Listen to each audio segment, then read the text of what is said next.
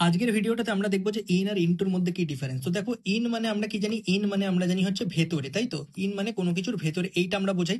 কিন্তু ইনটুতে একটা ইন আছে আর একটা টু আছে। এবার ইন মানে তো আমি জেনেই গেছি যে ইন মানে ভেতরে।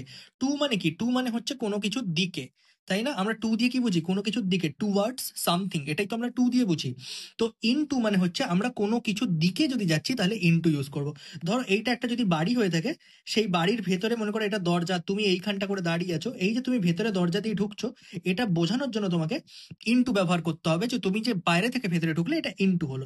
যেমন আমি লিখতে পারি যে he jumped into the river, সে রিভারের বাইরে থেকে রিভারের ভেতরে প্রবেশ করলো, তাই জন্য আমি ইনটু ইউজ করলাম। কিন্তু দেখো, আমি যদি সেন্টেন্সটা এইটা লিখতাম যে he entered into the room, তাহলে কিন্তু এই সেন্টেন্সটা ভুল হয়ে যেত। কেন না? এই যে এন্টার কথাটা, এই এন্টার কথাটা তুমি যদি ভালো করে দেখো, এই এন্টার মানেই হচ্ছে কাম ইনটু, মানে বা গো, কাম বা গো ইনটু, মানে ভেতরে বা বাইরে যাওয়া। ঠিক আছে, তো এখানে অলরেডি ইনটু ইউজ হয়ে গেছে, তাই আমি আর এখানে ইনটু ইউজ করতে পারবো না। তাই এন্টার ইনটু কখনোই লেখা যাবে না, তখন লিখতে হবে হি এন্টার দ্য রুম।